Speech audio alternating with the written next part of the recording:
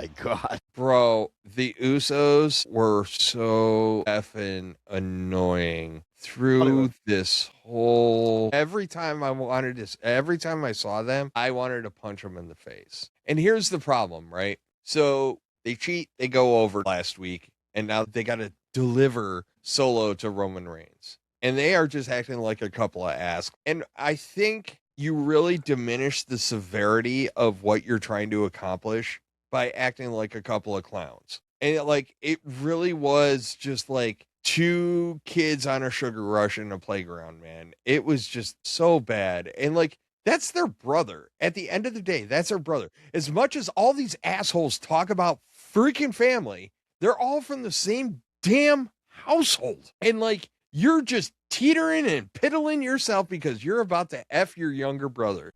Our names are Matt Jackson and Sean Green.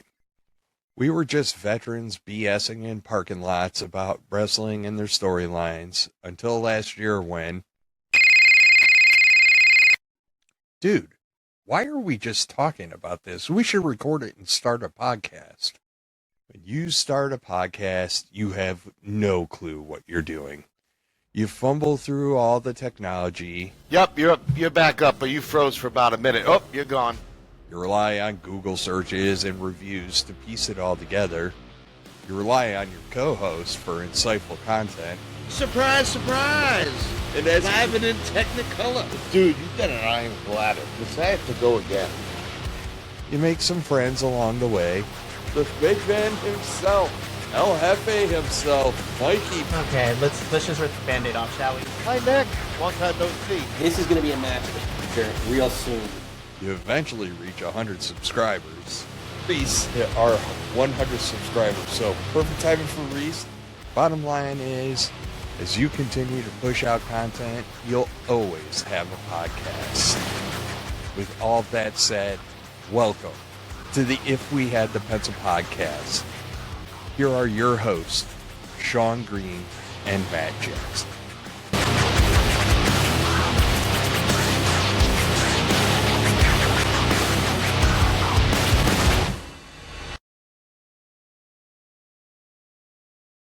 Welcome to another edition of the If We Had the Pencil podcast. I'm your host, as always, Sean Green, and with me, as always, Mr. Potty Break himself, Matt freaking Jackson. Matt, how are you? Good, man. No, we were talking. We got a lot to talk about tonight, and we're like, we might go long, so at some point, Matt might need a potty break. So, I was like, well, we talked about a lot of stuff before we even started, right? Like we were talking the Bills' new stadium, stuff like that. There's nothing out there, but I was kind of doing my dream of having SummerSlam there. And I was like, it's not a bad venue because you get the Canadians, you get all the people up from the city. You'll get people from Philly, Erie, and Pittsburgh and Cleveland. All those people will travel for that. So we were having a lot of stadium. You could even get your cousin from Boston to show up. I know, right? It would be awesome. But, we'll see. Nothing's been announced, so I'm not putting myself ahead of anything. But, and as is tradition, the Alexa is in here reminding me to take my trash out. So, but there was a lot of trash talking and stuff like that this week in WWE. Two good shows. I mean, WWE's hitting its stride right now, man. They're putting out some good product right now. And I've been quite content with it. So, no complaints for me. I think they're going away from the 3-week cycle. The next PLE is Money in the Bank in October. That's what is that? Something like 8 weeks from now? They got Sunday night's main event. Yeah, and we'll talk about that but it's not like PLE, Saturday night's main event, PLE, Saturday night's main event mixed in with Raw and then a special show or something I think you're going to let some time build because you're going to get a slight climax, I think, of some stories in November Survivor Series, and Royal Rumble ain't till February. So there's a lot of time and space. I made comment about this. It really feels like they're doing a very slow cook and burn trying to get to War Games. Like, it really does feel like they're like doing a lot of stage setting for War Games, but we'll see how it plays out. They're salting the beef. They're salting the beef, and they're going to Yeah. go let it dry age a little bit, let it take its time, and then Slow cooker all the way, man. Like, just, it's going to be great. hopefully All right. WWE doesn't take it out and put it in the air fryer and think that's good. Totally possible with them. We'll get Absolutely. into it because I have some offhanded side note beefs, but we'll talk about it. But they did something right. So SmackDown in Boston, which obviously great wrestling town. Uh-huh. Nick Aldis comes out, Chelsea Green's out. We're gonna have this awkward conversation about like, well, she's got the broken orbital bone. What are we gonna do about her title? Meanwhile, Liv Morgan's over there just chillaxing with her freaking title, which, okay, cool, whatever. But no, they did the right thing here. Aldis ends up giving her 30 days, and then Gunther comes out, and he kind of comes, he does what he does, and he comes off as a dick, and, eventually Matt Cardona comes out to back his wife up. So it was a nice little intertwining there, if you will. What I really liked is, like, Chelsea's always been liked, and we've talked now for almost 18 months on this podcast about how she did so much with so little, and that's what got people liking her. And then when she got the injuries, it kind of held her back. But what the fans now have, they love Chelsea Green, not like in a weird sexual way, but like the fans love her. Like, she can do no wrong, like, because I think everybody relates with Chelsea Green because she gets on a little run and, she gets hurt. Just as she gets momentum. And she talks about this in her promo, which, by the way, was fantastic. Like, superb promo by Chelsea. Even her begging. Like, the only thing I thought was weird was Chelsea's yelling at Nick the whole time, like, someone's going to have to take this off me. And then 30 seconds later, she handed the belt over to Nick Aldis. And I'm like, but I liked what Nick Aldis did. Said, hey, the GM, I make the right decision. But as a man, no, like, brought her back. I thought it was great. She was, like, talking crap to Gunther in a really good way where she wasn't sounding Karen-y. Like, I think we're really seeing who the real Chelsea Green is, that real person a lot. I think we're seeing that. And I think that's why people like her, because we identify with her, because she's really good. And, like, just as something good happens, her feet get swept out. So, I mean, when Nick talked about taking that title, the Garden groaned. Like, you could hear an audible gasp and groan, like, oh, man, like, uh-oh. Like, you better fix this quicker. This Boston crowd's going to be, like, storming the ring. And, of course, all this makes it right. And when they did, the pop was humongous. And then, of course, Cardona comes out, which was really nice to have that moment. I mean, Chelsea Green had the first 30 minutes of the show. Rightfully so. That's a big slot. That's not, that's not your mid-card, like, tinkering thing. I mean, the whole first segment's usually a big segment. And between that and the match with Cardona and Gunther and Chelsea doing her stuff ringside, I mean, it was fantastic. No, it was good. And, like, you can't in one breath say she makes the most out of what little time she has and then turn around and not let her cook, right? Like, you had to let her cook, and she deserved it. So, Sean, this is my theory about Chelsea Green I talked about before we went on. All right, let's rewind. Rewind the DVD or the VCR. We're on the VCR. So, are we using the tape rewinder or actually using the VCR? Because you're going to screw up the heads if you don't use the rewinder. Well, just showing my age. Yeah, I don't have a rewinder. My rewinder broke because I didn't want to get extra fees for Blockbuster, so I used the VCR. Anyway, so rewind the VCR. WWE Unreal Season 2. Michael Hayes' famous Chelsea's not world title material. She won't be around the world title. We saw a lot more of Chelsea Green in Season 3, but we've talked about with Unreal that I think, and a lot of people don't like Unreal because it's like a reality show, but I think this, if kayfabe is dead, is this the one chance, and I thought this before, where WWE kind of gets to play a little kayfabe with the fans, is Unreal. So was Michael Hayes working us the whole time about Chelsea just so we would get that more behind her? I don't believe so. I believe that WWE has long-term plans in general. I do believe that. I have said multiple times that the biggest difference between the Vince era and the Triple H era is Triple H tries to take care of and reward talent. True story. Right? We've seen it quite a bit, right? And I'm not talking top of the card talent. I am talking about your grinders. They always try to give them a little something something. If it's not a title, it's an epic moment. You'll notice this, like those people that are out there doing, like a better way of putting it, the shit work. Those people that were out there just kind of letting their teeth get kicked in, those people get rewarded. And I truly believe that because we've seen it twice with Chelsea Green, both times. We've talked about it. She maximizes her opportunities. You saw it with Sami Zayn, yet another one that's just out there, just kind of eating the shit and getting himself over. And then they eventually put them in a position.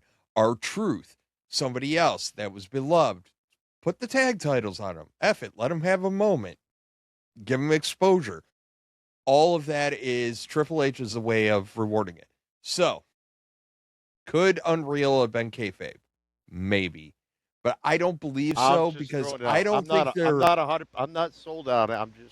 I just thought of it like, could they be working us? Like, I'm not getting into conspiracy theories. I think it could be used for that, but I think it's going to be more of your top of your card talent, like your CM Punks, your Cody Rhodes, your Roman Reigns.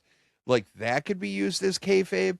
But I think when you're talking to, even though she's world champion right now, Chelsea Greens of the world and stuff like that, like, I don't think they have that because that's their first pivot, right? They're not going to lay the groundwork.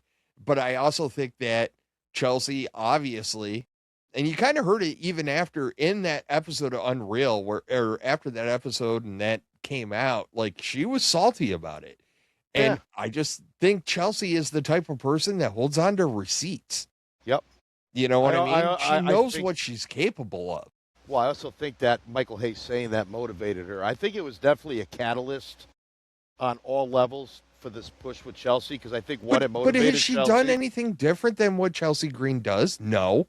She just has more opportunities. Like, we see more we're starting to see a varied ring work style from her. Like her in-ring work, we're starting to see some variety. But she's always had that capability. So, well, when you're not the focal point of a squash match, yeah. Like, that's been her problem. Like, they put her out there, she'll get a win or two, because we'll hit that stretch where we're like, she really needs a win. You know what I mean? Like, right. Cardona's kind of in that boat, too. Where it's I think Cardona benefits from this on SmackDown as well. Because, I mean, yeah, he got beat up by Gunther, but he put in a good show and almost beat him. So could that also be the start of maybe on that U.S. title or mid-card or tag team where Cardona starts getting some W's? I mean, did anybody really expect Cardona to beat Gunther?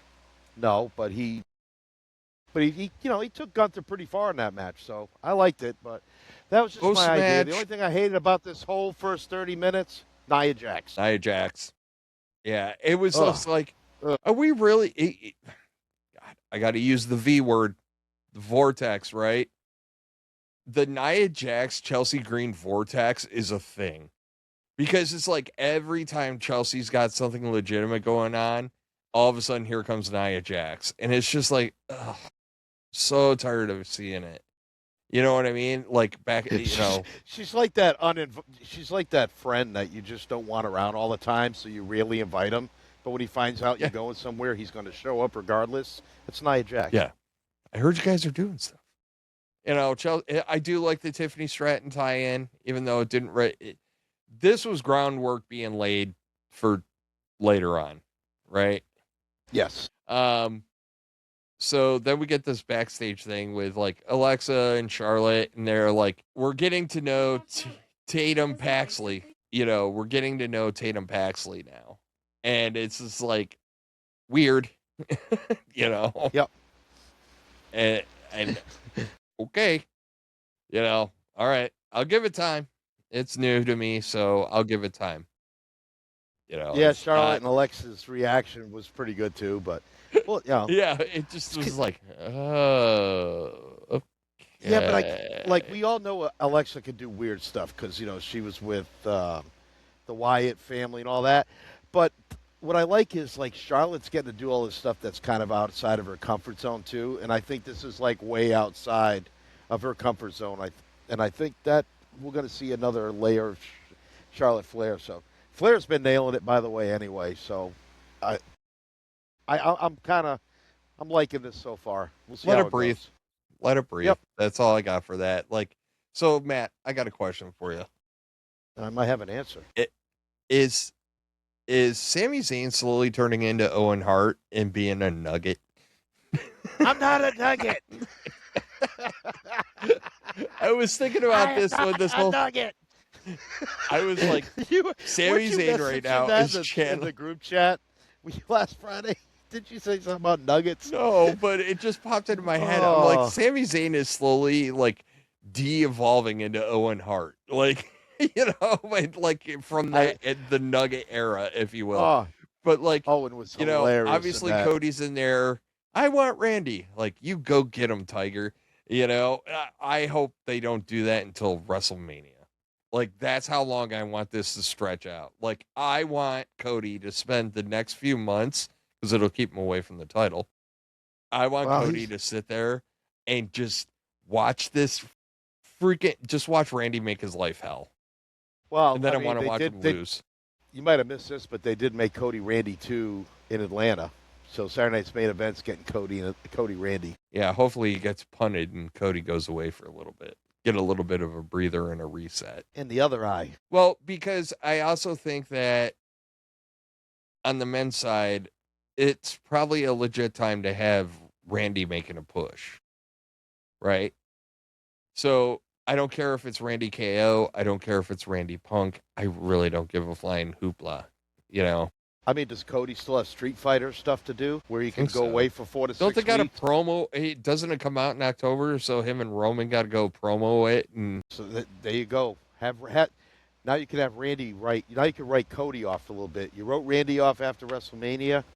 Randy returns the favor. Cody gets written off TV so he can go do his movie promotion. I don't know. Oh, totally unrelated side note. Have you seen the pictures going around of Bronson Reed? Like, I saw some a few weeks ago where he's like, absolutely, yeah. I heard he's you got to see it now. I heard he's like cut.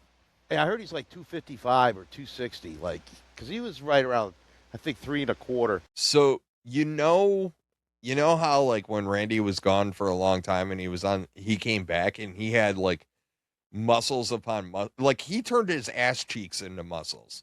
Like it, I was like, holy shit, I didn't know you could do that. Like, and he just came back all jacked. The pictures I saw of Bronson Reed today, Feifel's got a couple of them floating around, like, holy shit. Like, when that dude gets into the ring, it's going to be a whole new game. It's like... It's a new Bronson Reed. It's a new Bronson Reed, and it's like if Braun Strowman all of a sudden just really took working out super duper seriously. And learned how to wrestle. It's crazy. And learn how to wrestle. We know Bronson Reed can wrestle. Listen, he's fine. He's eating. He's bulking up. Okay. He's eating a whole lot. Hey, bro, I like the show. And now that they got guest people coming in, I like his show. No, he's not good on that. He's much better at hosting that type of show than actually his in-ring work. So, well, good on him. I think his personality kind of transcends into that. But okay. So this match was set up last week. Baron Corbin, Carmelo Hayes.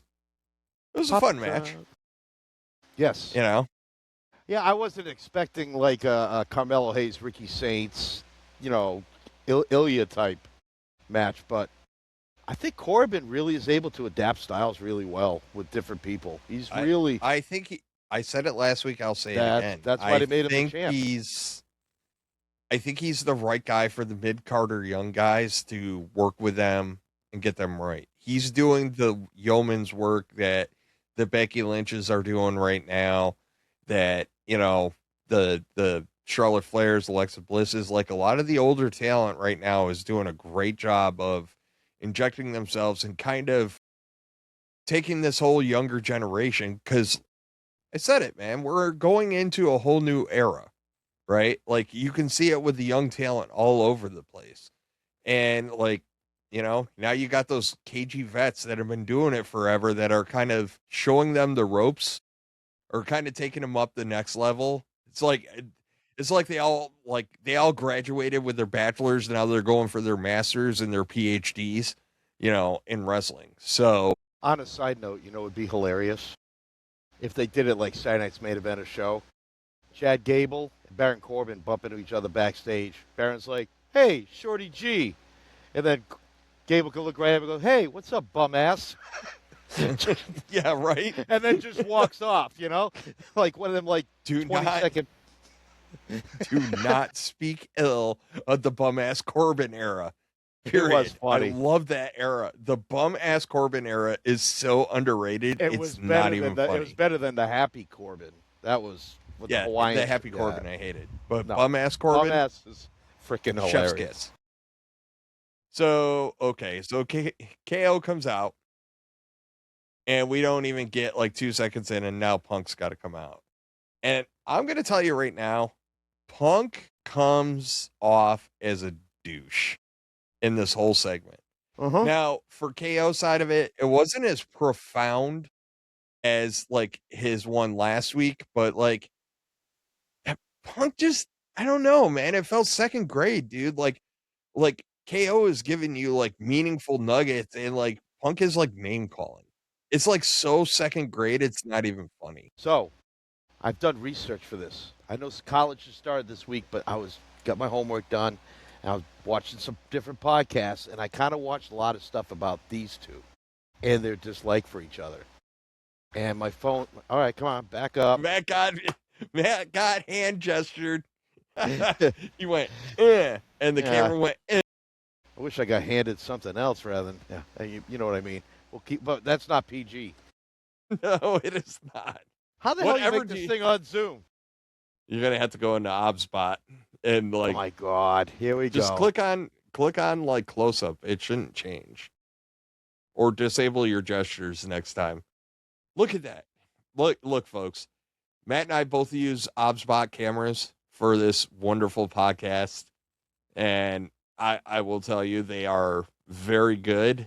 They are AI driven, so like it will, you know, I could shift over here and it'll reposition. And I know like typical cameras do that too, but you know, Sorry, I'm trying to hit upper body here, and it says that I'm headless. No. There we go. Jeez Louise. there we go. Now we get past the ugly mug. Oh, all that in the day's work. So anyway, watch a podcast today, and they were talking about the legit heat. So I guess they're not friends. I think they were bad feelings before, but I think they're over it for the most part. But I think Punk showed his true colors here, because, I mean, he is kind of an asshole. So much so.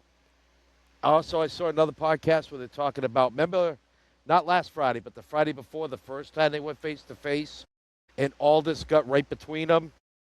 He was telling them to, like, keep it professional, but the mics weren't on him. Like, you couldn't hear him in the mic, but somebody used the enhanced audio, because I guess Punk got mad because Owens was just smirking. So he yelled at Owens for smirking. He goes, "Oh, is that all it takes to, like, get you upset? Like, are you that pathetic?" And anyway, so Such we a always KO talk, answer. I love KO. Nothing makes a story better than reality. And I mean, KO talking about how he despises Punk. You know, Punk, and then Punk calls KO a bum. Like, yeah, like Punk can't keep up with KO. And Punk used to be a really good promo. Like, we've said this though. Like, we have talked about But this. Like, he is the getting equivalent old of every dad week. jokes. He's the equivalent of dad jokes when it comes to promos right now. Well, and he is that or not act very like good. A 12-year-old, like when Punk walked out, he called him a fat ass at the end. Like, Yeah, Okay, well, that's my whole point, right? Like, we have reverted into name calling. that is where we are with CM Punk right now. And it's like, this is the guy that did the pipe bomb, and now you're down to na freaking boo boo. Like, I heard that the combined age of Kevin Owens and CM Punk is 89 years old. So if they get heated, they should argue like 40-year-olds with a lot of built-up anger and pent-up frustration. Not like, you're a fat ass, and yeah, I did your mom last night. Like, that shit ain't going to work. And that's where Punk's kind of going. Like, he's just hurling insults. Did Punk give anything of substance in that promo? I don't think so. I don't think Nothing. so. I think KO gave you some substance. He gave you some backstory. He gave you context. Yeah, all Punk was more concerned about was getting his catchphrases in. Yeah, it's just dumb. It's horrible. And, like, we've seen this. I think it's time to admit KO don't have a catchphrase. KO's gimmick is there's no gimmick. That's just, he's just, okay, I guess he's like a fighter. He's a street fighter type of guy that does crazy stuff. But that's really, like, he doesn't have a gimmick. Like, he doesn't need the catchphrase. He doesn't need the facial, like, pose or the effect. He's a non-effects guy. He is an old school, like, black short and black boots, mean mug and ass-kicking wrestler. And that's why I think but he can talk so good. I mean, he's great in ring, but he on the mic. Oh my God! I said it last week, and I'll say it again. You really forget what you were missing with KO being out so long. Like, you lose the appreciation for what it is. But like, even though this one wasn't as good as last week, I was like, it was oh close. my God, I have missed KO so much. Did you just because did you notice the crowd too?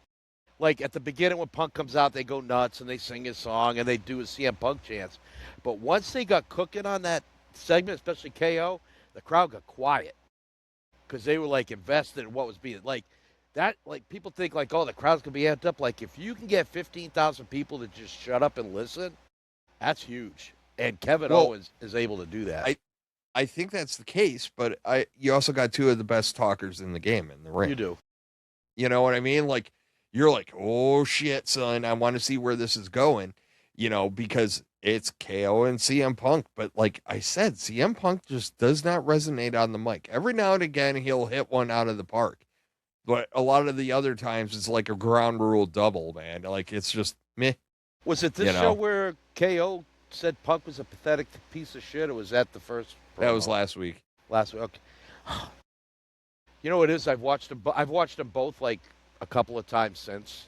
So now I'm confused. Yeah. But it's fantastic stuff. Yeah. Finn and Aldis have a conversation, ends up in a match getting set up for Finn and Gunther. Gunther was funny on this show. I mean, going after giving Chelsea stuff and Cardona, but, like, acting like Finn's so small and skinny he can't see him. He's, like, looking for him. Like, who's that? Where's Finn at? Like, I can't see you, Finn. Just Gunther being a dick. I know Gunther's being a dick, but, like, the problem is, I don't know. How do I put this? He's, like, wandering the desert right now trying to figure out who the hell he's going to be. Yeah. We know he's a heel, but we don't know what type of heel. And it feels like he's just kind of, I'm going to throw some stuff out there. We're going to see what sticks. You know what I mean? Like, it's like a brainstorming session. It's just like, all right, we're going to feel this out. We're going to see what the crowd reacts to. You know what I mean? I mean, they put him in some big positions, talking shit to Chelsea, beating up her husband, and, like... And that match was stiff. I mean, he wasn't going soft on Cardona at all. So then we get MFT's War Raiders and Truth and Priest, and MFT's go over. I wasn't shocked by this. I think with the whole introduction to Haku, I was like... You mean, okay. MFT's one. Yeah. But it was fun. I think this is him coming back to try to make them relevant. Yes. In my opinion. And I'm sure that at some point it's going to be an involvement with the Bloodline story in some way. Maybe not right away. We're going to talk about it. Just hold that thought, because we're going to talk about it. I mean, everybody was good in this. The War Raiders, they're just fun to watch. Like, I like the War Raiders. I mean, I'm glad they didn't get the titles, because I don't want the titles being combined. Yeah, I was going to say that. Like, I was kind of curious how they were going to... I kind of knew MFTs were going to win, but I was wondering how they were going to get out of the original premise where it was like War Raiders and Truth and Priest, like, but whatever. Like Yeah. they got out of it because 'Cause really it was leave the Truth War ate the- Raiders the Triple A's Right. champions. And Truth ate the pin, so that doesn't affect the War Raiders because they really weren't beat, so it keeps them strong. Correct. And then, as I stated earlier, this next match, JC Jane and Tiffany Stratton. The groundwork was laid for this in the Chelsea Green promo in the beginning. And JC Jane ends up beating Tiffany Stratton, which I figured was coming. I don't know why. She didn't really need the U.S. title. She really is. They could have given this to JC Jane a month ago. No, they could have. And this is fine. They drug it out a little bit. We got a little bit of more Fatal Influence. Well, and it gave you more time to establish the relationship with Tiffany and Chelsea as well. Yeah. Which I think that's going to go south. And I predict or forecast that Tiffany's going to turn on Chelsea. And something tells me that these two girls are going to be involved in the women's war game match. And I think that's where it happens. I think Tiffany's going to double cross Chelsea at Survivor Series. Look, man, I love me some Io Sky. I just don't need another trash can spot. No. So, all right. So go ahead and book the time on this podcast. So like at 29:22. So when Tiffany turns on Chelsea at War Games and Survivor Series, we can be like, yep, he said it. We need another Spike the Football moment. It's been a little while. I know I did with KO returning. So we get Cody Rhodes and Sami Zayn. That never happens. Randy comes out and just obviously pummels, and then Cody gets shots, and it's just like, okay. The best part about this whole segment was watching Sami Zayn like, what the fuck? Like, he's trying to get back in the world title picture the whole time that like Randy's beating Cody's ass, and Sami Zayn's just sitting there like, but this is my match. Like, they just, it was just so beautiful. Sammy was like really good on this show from the backstage segment earlier to this. Like he was emoting very well. Yes, yeah. I really like the Sammy heel turn. He's playing it really, really well. And Randy is just more vicious. Can we stop doing put the head in the steel chair and the steel steps to set up the chair shot move? I mean, I could probably I could probably erect a garden shed quicker than it takes him to set that move up. It's just man, at your age, nothing erects quickly. Just saying. Reality is reality, buddy. No, that's why they make little. I'm getting all my shots in because I turn 50 next month, so my shots are coming now. Yeah. So like, I feel like I've crossed the precipice once I turn 50. So like, I'm just like, I'm getting my shots in now. Enjoy your Cialis flavored birthday cake. You just leave my insurer out of this. That's in the frosting. Yes, my insurer flavored frosting. So you can stay hard. So you can stay hard and healthy. Yep, damn right. Chop up them little blue pills. It'll be fine. I find if you snort them, they're way more effective. But all right, we've derailed. But that's okay. It's good to derail. Yeah. So we're back up. Yeah, SmackDown was fine. It did what it needed to. I have no qualms about it. So let's just move on to Raw, which was in Buffalo, which we want to talk about how shitty Sean's planning was. I was up in New York for like a week. And like, I went up for some family stuff, and then I went up for the Bills preseason game at the new stadium. And then like, we get back Sunday, and I'm like sitting down to watch Raw, and where's Raw? In Buffalo. I'm like, man, if I would have timed this out, taken an extra 2 days, I could have went to Raw too. But I digress, and it's probably good that I wasn't there because I would have been you'd have to beg for gas money to get back home. That would have been an expensive weekend. I was already there. But anyway, Sean, where's the savings? I don't know where it went. WWEshop.com. That's where it all went. There's casinos in Buffalo. I'll get it all back. Yeah, you got good dragon. It'll be fine. Next, if I ever go to a casino with you, I got to like rub your head or something for good luck. But anyway, yes. I mean, awesome SmackDown. It's tough, man. It's between Chelsea Green and KO for MVP of the show, and I went with KO last week. I think I'm going to give the nod to Chelsea, just because she got the opening spot, and she was there later on. So, and Chelsea was. So for Chelsea, what we saw from Chelsea was like so dynamic. I'm going to give it to Chelsea Green, my MVP vote. You know what? I'm going to back your play. You talked me into it. I'll give Chelsea Green my MVP as well. I think that, because Punk gave KO shit to work with, I think, honorable mention to Randy as well. Yeah, Randy Orton. So, and this show, I'd give it an A-. This was like a really, really good show. yeah, the 2-hour format though, man. But we'll talk more because we're about to do a 2.5-hour format, which is the sweet spot. Did they Stephanie hit 2.5 last night, or were they a little short? I think they did after all the shenanigans. Yeah, there was a lot on the show. Stephanie Fakir comes out, okay, calls out Liv Morgan, okay. Liv tells people she doesn't care what people think. I care because, I'm tired of her being champ. Either that or she needs to change up her promo style. And I know it's the character in her, but, she's falling into Iconics territory slowly but surely.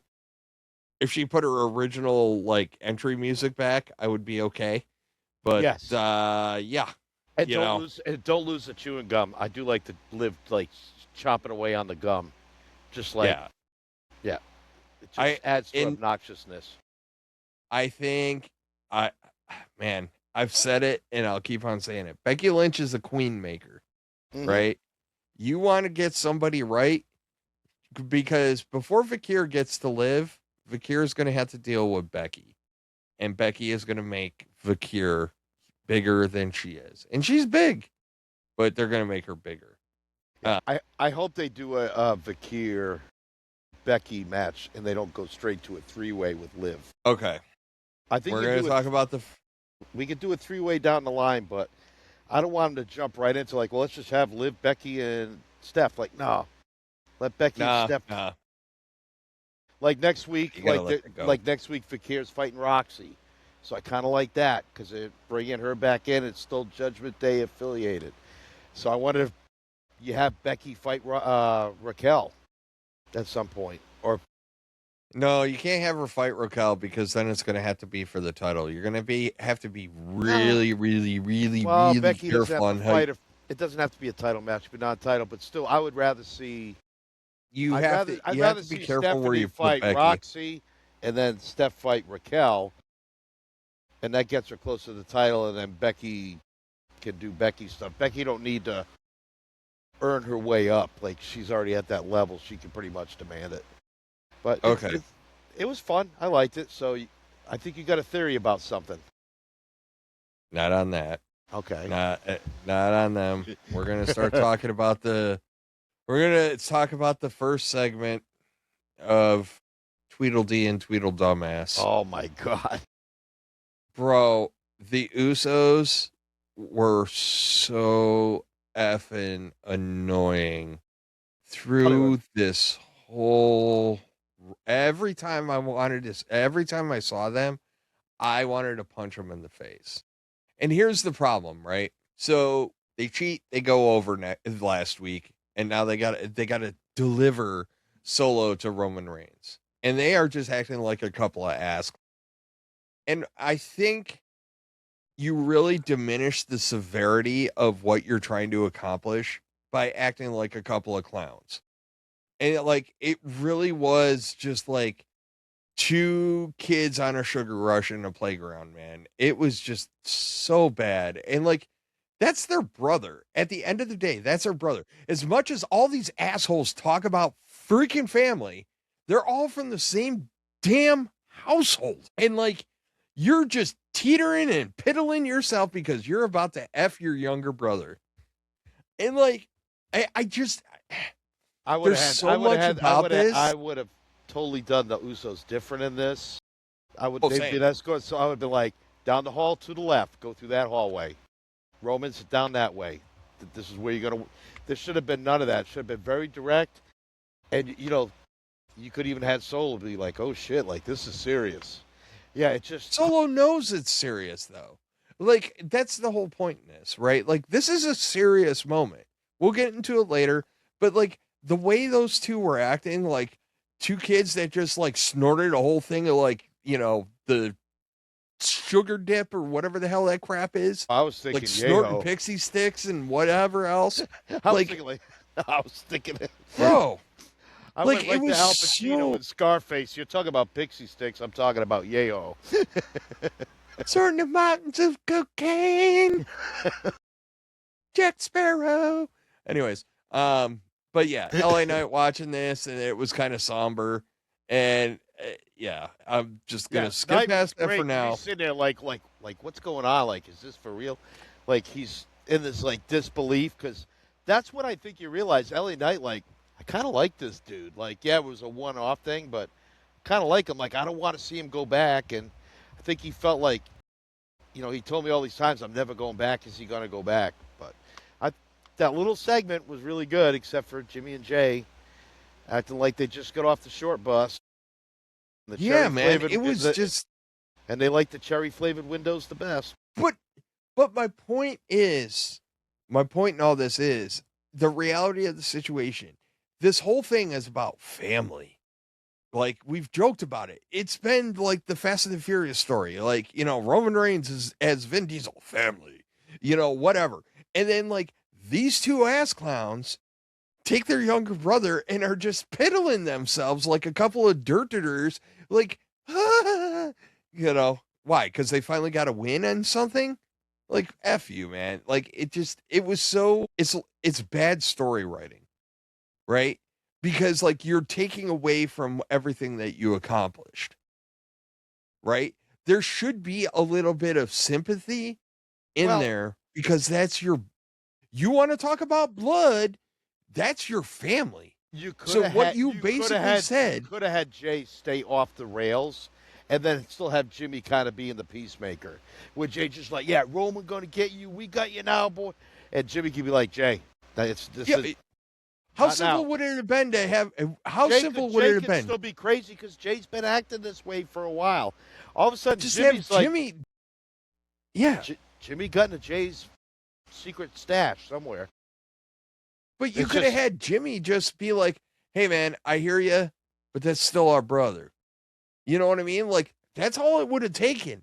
But instead, you're just like piddling yourselves. But Yeah, you know let who the wasn't tribal chief piddling handle it. themselves? JD McDonough and Javon Evans. Of course. That was all.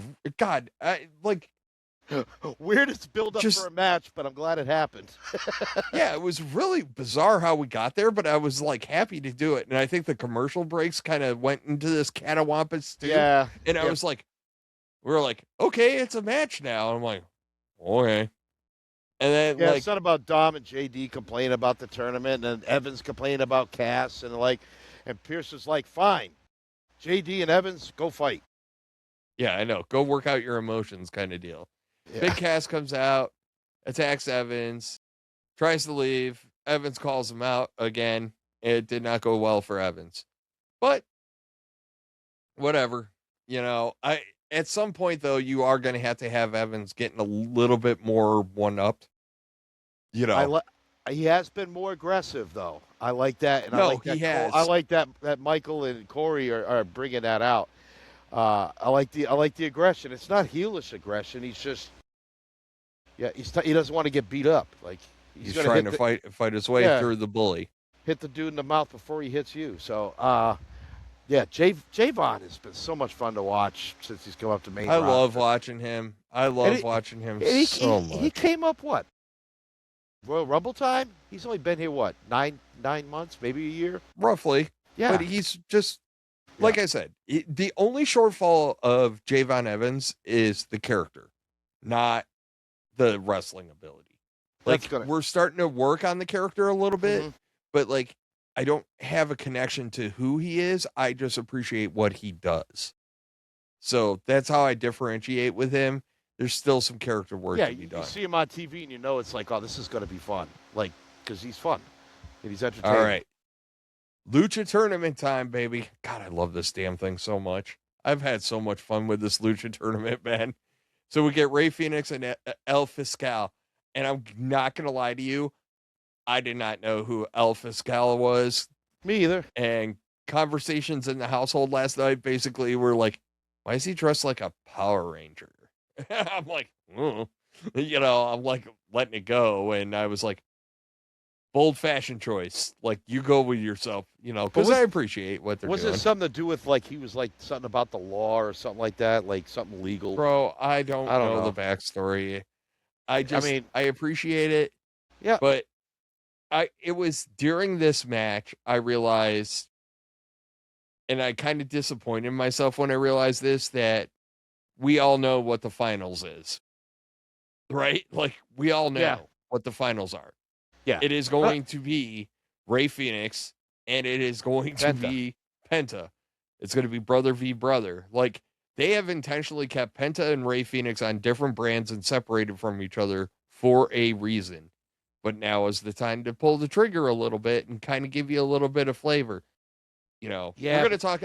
I don't want to talk about something. There is something I want to talk about out in regards to this Lucha tournament, where we're going to wait until the second match to talk about it. But this was a fun match, man. I didn't have a connection with, by the way, my boy. La Parka got the win on AAA. I don't even give a shit how he did it. So you got I told you, I have a soft spot. I have a nostalgia kick for La Parka. So I was very happy about that. That character's been around for like decades upon decades. It's a cool character. I know.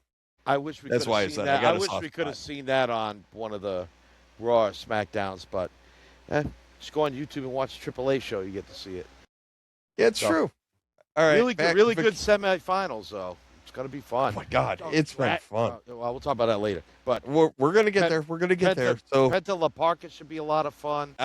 That's why I want to wait until the next one to talk about it, because there's a little bit to digest there. More mass than a ski resort. Right. But we get some Fakir backstage. A lot of that, like, that AAA influence just kind of floating around. But, obviously she's got stuff to do with Judgment Day. I'm not going to belittle it. Becky does Becky things, which is Becky amazing. Gives some good veteran advice, too, at the end. Even though things are heated, she's like, Steph, you really think, like, your match with Roxy's going to be one-on-one straight up? Yeah. So it's not like sometimes he's being like Becky's not being a total douche to Stephanie. She's just like she's marking her territory. Like, hey, that title's mine. You think you're going after it? Ain't happening. Like I like the build up with Becky and Steph. It's not like I hate you, you hate me. Let's bludgeon each other. This is like they both have a common goal. They both want to take out Liv, which Becky's fine with, but it's about the title. It's about Becky keeping Steph away from getting the title from Liv, and Becky making sure Liv doesn't hold the title. So it's really a good way they've written this little triangle story here. No, it is, and it's a little bit of a refresher, right? Like, because sometimes these triangles are just all three cackling hens, like clucking. What was the one we were talking about? Was it Naomi, Bianca, and somebody else? Like, was it Nia Jax or somebody? It was Jade. Jade, that's right. Yeah, we call it the love triangle.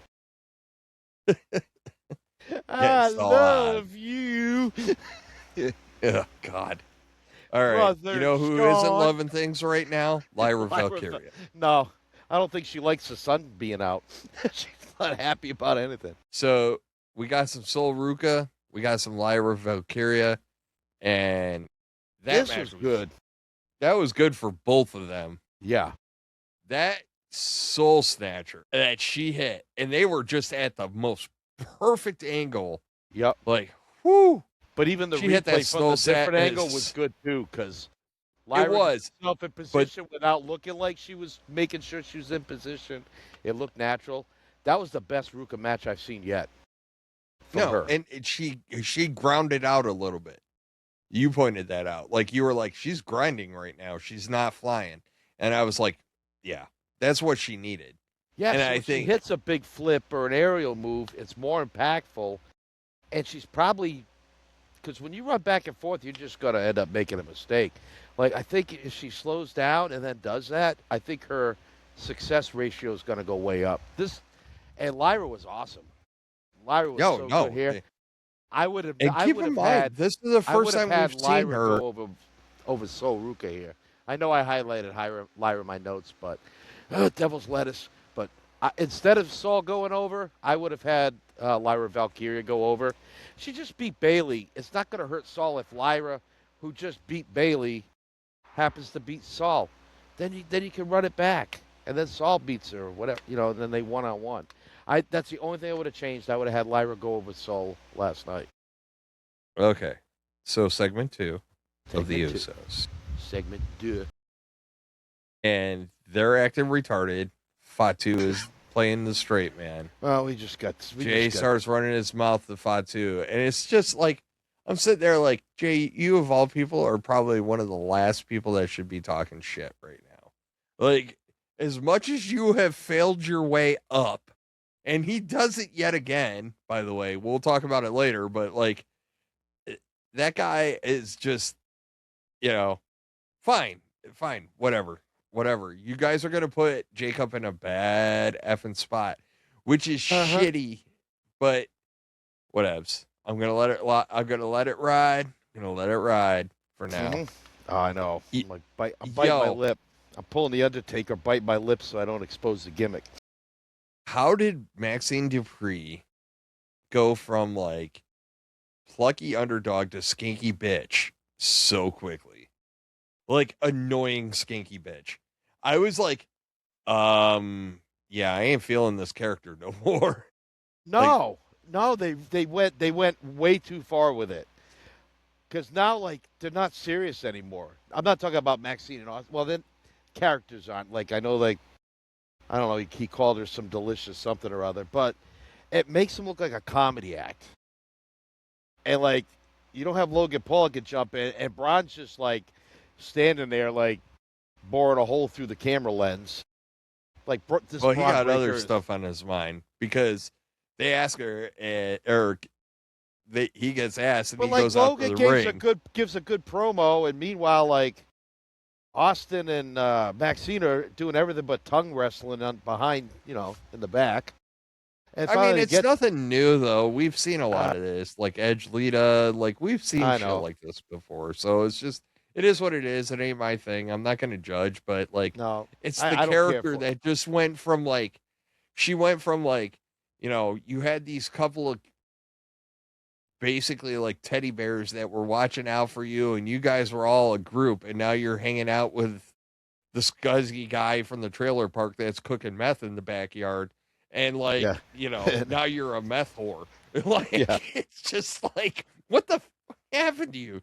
If Max went from being classy and high end, now you're like crashing on a busted couch, like in a mattress on the floor. I don't know. And I think it sucked all the momentum out of her. Like, are we going to see her in the ring anytime soon? I doubt it. I don't care about that. If she's going to be a manager, let her manage. But, like, her just draping all over Austin Theory just ain't going to be it. Like, you need something of substance out of her. Is she's supposed to take care of the vision. Obviously, she's taking care of Austin Theory, but it seems like she's neglecting her duties, and it seems like Logan Paul and Braun are just, well, I think Logan's kind of calling the shots while he's on the sideline. But, again, it was really good.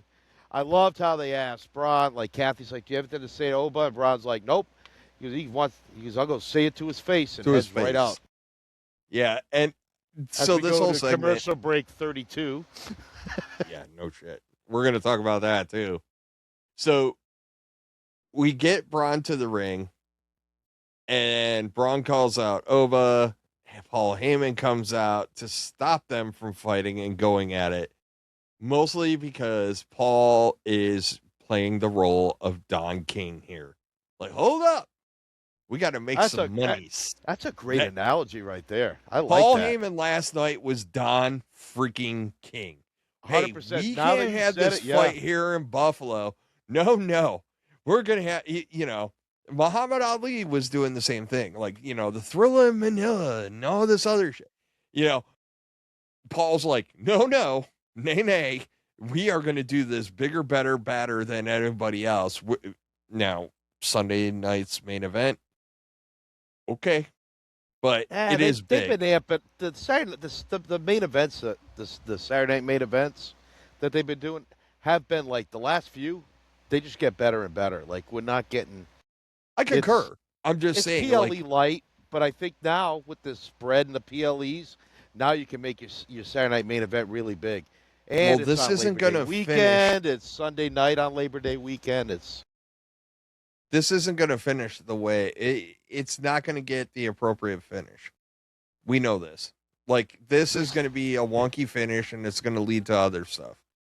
So, I don't want to belabor that. All I will say is Paul Heyman channeled his inner Don King, and he was setting up the, Sunday night main event. And, big. It's so big with those two. We're going to overtake Sunday Night Football, even though it's not going on. Like, that's how Paul sold it, right? Owen did a good impersonation of Braun. Yeah. I was like, who's the future, Paul? Like, he came out, I was like, damn, that's impressive. I did too. I was like, whoa. Like, gave him the little shoulder shrug, like, oh, wow. Again, that's another layer, peeled off another character. Like, that's something new we saw from Oba. And I just think shows... they both, not to make parallels, but I'm going to make a parallel. It is possible to be Obafemi and Braun Breaker, just like it was possible to be Undertaker and Kane, right? They can play the foil to each other very well. I have no doubt. So let this thing, this isn't a one and done. This isn't a three. No, this is we're always going to tap this to go back to the well. And then Paul leaves you with something to think about at the end because he shakes Braun's hand and Braun leaves. And then he shook Oba's hand. Didn't he? Yes, he did. Yeah. He was shaking Oba's and he got the stink eye from Braun. Yeah, because I was typing my notes and I'm like, out of the corner of my eye, I saw him lean in front of Oba and then it went right to Braun. And Braun was like, what just happened? Like, what? Paul Heyman went it was like Braun just walked home.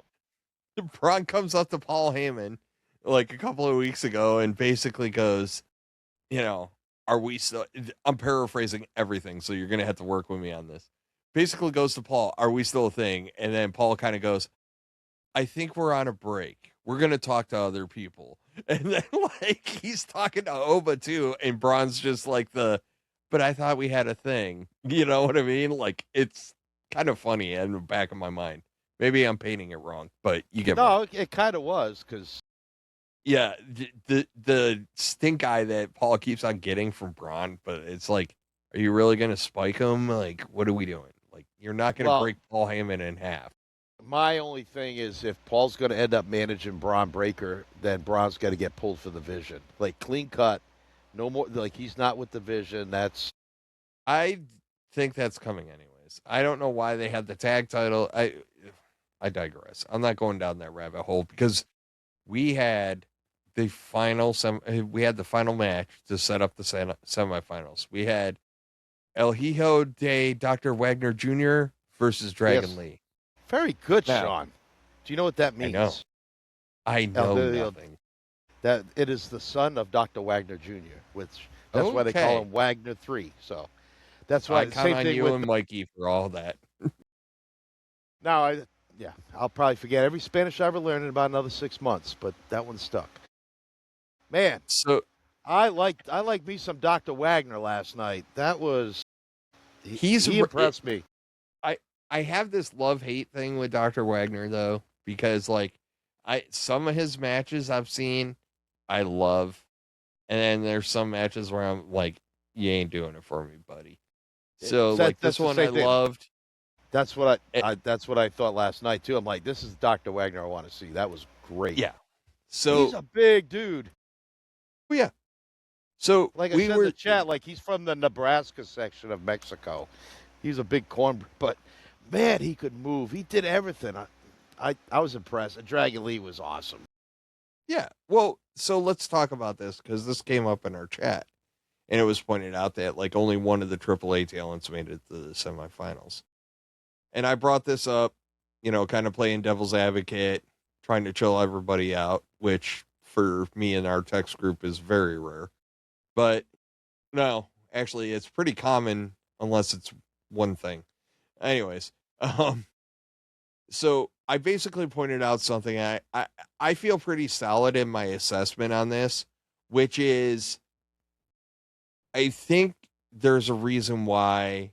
Well, first off, we already talked about it earlier. We know it's going to be Penta Rey Fenix, right? Like we know that.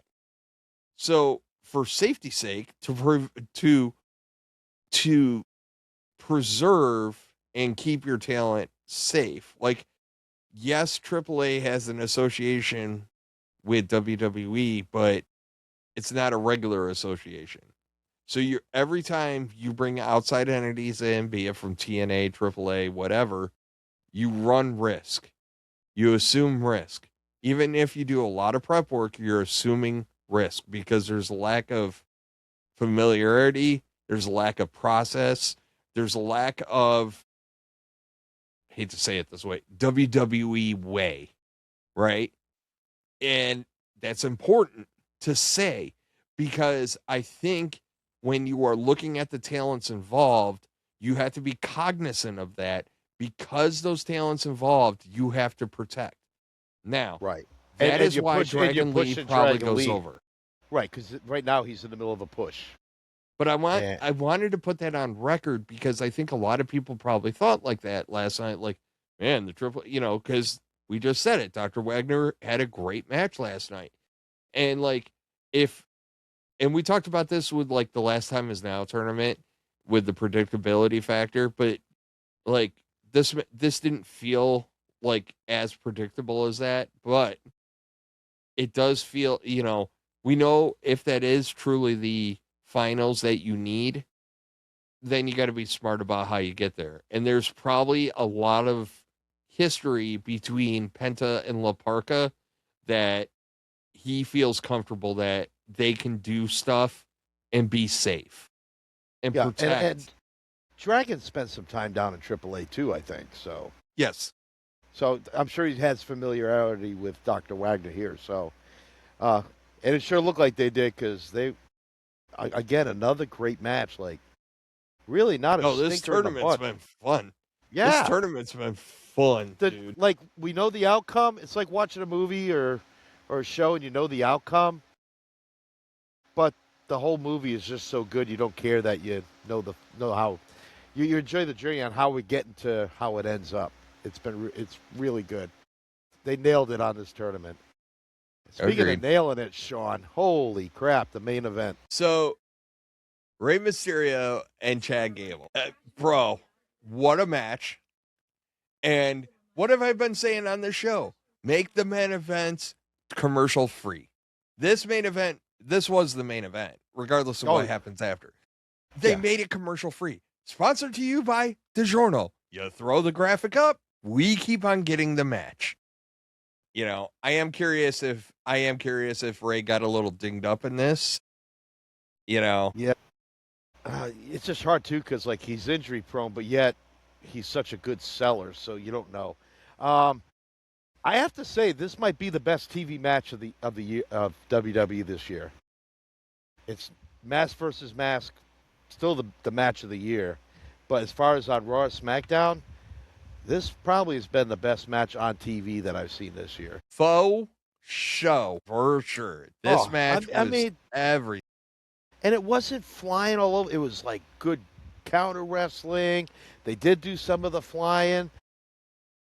You almost had him thinking, like, are they going to put the title on Ray? Like, I mean, there was some element of doubt in there. And you were saying that Gable was born to be a luchador. And I said a Greco-Roman one because he's so good at incorporating his amateur background and the American wrestling style with the lucha stuff. Gable is just tearing it up right now. And Ray, yeah, he's defying age. Oh shit. Yeah, I just wow. Just yeah. I didn't mean to steal your thunder. This match blew me away last night. How good it was. No, but I wanted to vent and say that they're stealing our ideas again, Matt. They're stealing our ideas. Yeah. Well, I told you the no commercials during a main event. So like True I was story. just like, it popped up, and I was like, those sons of bitches, they got me again. They took our ideas. But no, Gable deserved to win. Ray did a great job. So much good in that match. But yeah, he's juking and jiving with those luchadors, and I love it. You know. Boy, we got a storm coming in, bro. Okay. Well, good news. We're at the final whatever the hell this was. Good. Just to let you know, it says rain in 18 minutes. All right. And am I out of the awning like a smart person? No. No. I'm outside under the canopy of trees. Okay. It's us versus Florida weather. Okay. So, a few things I took away from this segment, and I know you put my note in here. Jacob was on door duty for Roman, which is, for his character, is just shit. Pure, unadulterated. You took one of the biggest, baddest asses in WWE, and you turned him into a door crony. Like, the fact that anybody that gets around Roman's orbit becomes a lackey is so grotesque. Does that mean Jacob's going to be handing him the title next week on Raw, like in the back? Like the Bro, belt guy's I going to don't be know. gone? But then, like, you know, we get the typical, okay, folks, I say it every week. I'm going to say it again. Just because people do the ones in the air and they chant OTC doesn't mean they're faces. And guess what? I saw a thing today that actually says that Roman Reigns is listed as a heel backstage, like in their, you know, manager's Yeah, the notes. creative production. About damn time. Bro, okay, there's a lot to say about this. This whole segment was cringe to me. There was a few things that I just absolutely could not understand and get behind. The Usos acting like clowns the whole effing night really bothered me. That's one. Two, the fact that just because you're in the family and you have to acknowledge Roman Reigns, you have to be his lackey. You have to be it. Gross. Yeah, but so to me, that's just how Roman treats people, because Roman's a shit human being. It's gross. Like it is. It just like, oh, you lost to me, so you must become subservient. F you, dude. That's Roman. That's Roman. Yeah, but there's a different definition between acknowledgement, right? Like, right. If I have to acknowledge you, you beat me. Good. I acknowledge you. You're the tribal chief. It doesn't mean you own my ass. Right. I know he's taking it as that way, but it just felt so cringe. Like, and all the stuff that was being said during this segment from Roman and the way they were acting was just gross. It felt icky to me. And I like the substance, because the last thing I wanted was Solo to flip. I did not want Solo to fall in line. I didn't want Solo to, you know, so now we're just going to beat him into submission. Like, oh, that's going to make him loyal. You know what I mean? Like, Jacob tried to do the right thing. Roman calls him off. Like, and then you're promoting, captaining, whatever the hell that means, Jimmy and Jay, because they finally did something right. Like, that was pretty grody, but it ended up working by the end of the segment. Like, the second half was like, oh yeah, look at you new captains. But the problem is they've lived this life. Both of them left Roman because he was a douche nozzle. And they just came running back like, sure. Which makes it more important that Solo rejected again and would not go back. So that's by having the Usos just, you know, brown nosing the boss, like, oh, how was that omelet you had this morning, Roman? Because we can smell it because we're shoved so far up your a-hole. Where Solo's like, man, I've had that life. I ain't doing it again. So he didn't go back, which was really good. And now I love what they're doing with Jacob. Because Jacob started attacking. He started attacking him, and like Roman got in his face and told him not to. So I don't know if like Jacob just shut down. He's like, good. I ain't getting involved in none of this shit. He told me to stand down. He told me to stand down. I was following instructions. And like, we all respected Jacob because he was being a man of his word. But I think it's gotten to the point of absurdity. And I mentioned last night that like one of the things that's really annoying me um with this is that you're running back the bloodline, but they are neither intimidating and they are not, I don't care. They're just annoying now. They're a nuisance. And not a good nuisance, not an entertaining nuisance. They're just a nuisance. Like I easily, if it were not for Solo, if it were not for LA Knight last night, I could have turned off that segment and not given two rats furry behinds. I really don't care about the Usos, and I really don't care about Roman at all. I also think it was important that Solo gave the warning shot to everybody but Jacob. And LA Knight talked trash to everybody but Jacob. So there's more. Yeah. News at 11, folks. There's more to follow on this story. But you didn't like it. I liked it. It wasn't perfect. I didn't. I wish Solo got to talk a little bit.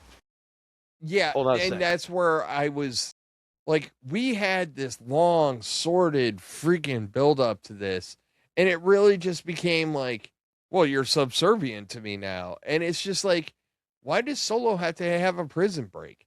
Like, if you're this benevolent leader that you are supposed to be, it just, honestly, Roman Reigns came across as an asshole, which is fine. He's a heel. He's supposed to be. But the reality is that it's what I talked about earlier, right? Like, this is all about family and this, that, and the other. Now, I'm going to add a caveat here because this is where all the Samoans matter. They're getting ready to do a Hawaii tour, and they just expanded it. So obviously they're going to want to have like Polynesian influence and everything else. So like, I get that. But what they are doing right now is so effing cringe. Last night, I wanted Solo not to join. I got that. But everything else in the segment just felt dirty. Like I just rolled in some really gross stuff that came out of the fridge like 2 months too late. Dirty and gross. And the brawl, I like a lot of the stuff that happened, I was fine with. It was just a presentation of the story. Like, I really would have preferred a dialogue. You know what I mean? But the fact that it was just like, we're just going to berate you and treat you like shit because, and they showed this video package that. Because, can I say it, Sean? Because family. That's why they treat each other like shit. Yeah, but this goes back to my earlier point. So let me get this straight. So what you basically told me last night was. I got to throw my awning in real quick. I got a huge gust. Oh, yep. So, folks, behold the challenges of being an RVer. You'll have your awning out, and you'll be like, okay, it's cool. But as soon as that sucker starts flapping, yeah, all bad things, man. All bad things. So you got to be real cautious when the wind kicks up. So Matt already knows a bulk of what I'm going to say. But my biggest complaint really is when we're sitting here talking about family this, family that, at the end of the day, Jamie and Jay are Solo's brothers, and they care more about Roman than they care about their own brother. So do we really give a shit about family, or do we care about the hierarchy?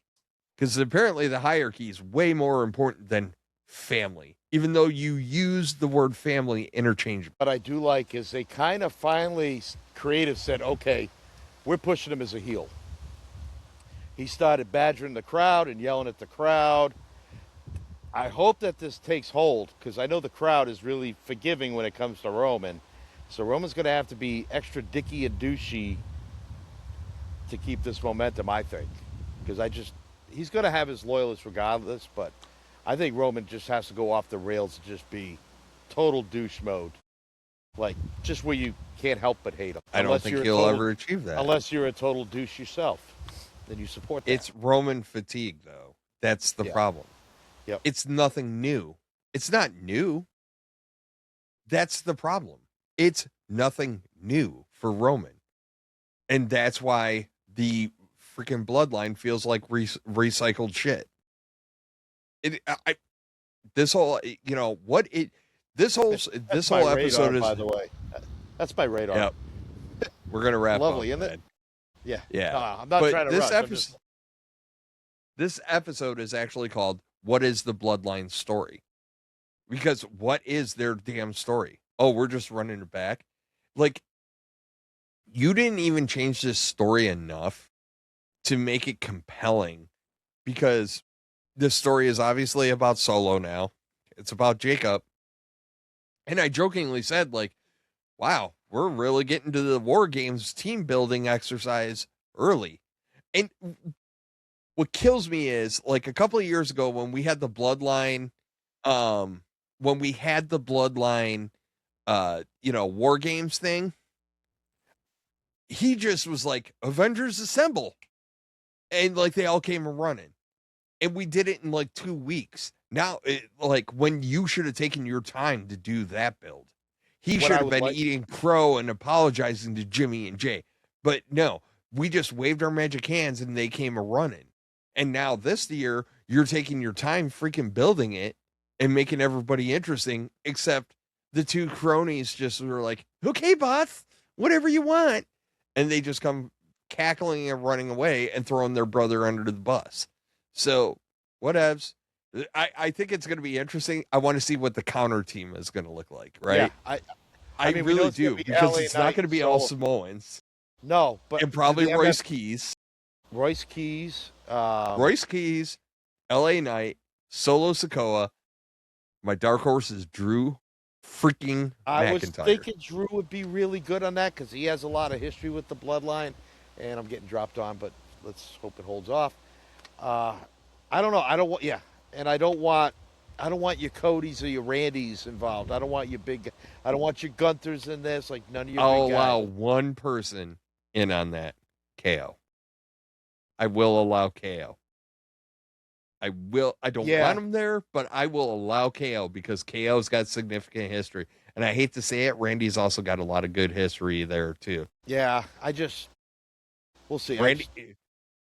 Bloodline took Randy out for a significant amount of time. True story.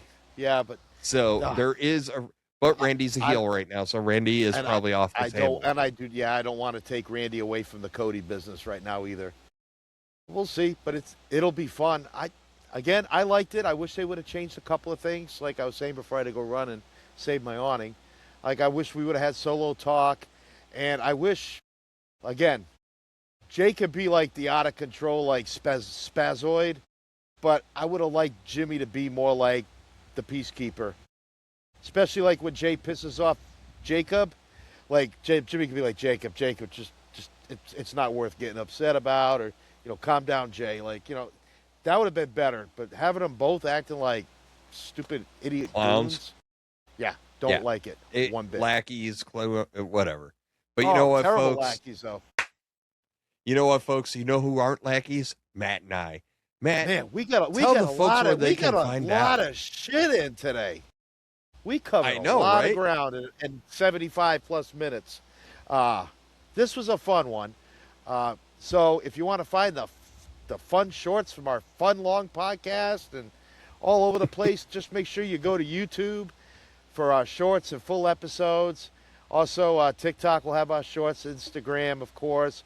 Check us out on Spotify and Apple Podcasts. Please like, subscribe, hit that notification button so that way when we pop up with a video, you'll get notified. You can check it out. Please leave a comment. We love responding to comments, as long as it's constructive. All right, we like constructive comments. Make us think. That shows that you're thinking and you're listening to what we're putting down. So with that, we so far have not been totally dumped on, but it is raining. But I had a great time. A lot of fun stuff to talk about. Again, Friday night we we got Punk and KO coming Friday night, and I can't wait for that one. Nope, I can't either, man. Like I said, they're hitting their stride. I don't think KO's going to win the title Friday night, but I think... Man, a boy can dream. I think it's too soon. Sami don't know. Zayn cost KO. There you go. There's my There you go. prediction. That's it. Yeah, Sami that's a Zayn's great going to way. cost KO. But Yeah, you know what? and then- We're not going to cost we're not going to cost Matt his equipment. So you know what, folks? We'll talk about it more this week. And we You want need to something talk to talk about about next week too. So we'll talk about KO and Sammy, depending on what happens this weekend. Yep. What you know what, folks? Go ahead, like, subscribe, and make sure you comment on our stuff. If you got to take on whether or not it's going to be Sammy that kind of screws KO, whatever the case may be, go ahead, make a comment about it. It'll be out there. But anyways, folks, for this week, we're going to say thank you. I'm going to get Matt out of the storm before he gets struck by lightning for his heathenistic ways. And we love y'all, and we'll talk to you guys next week. I'm a goner.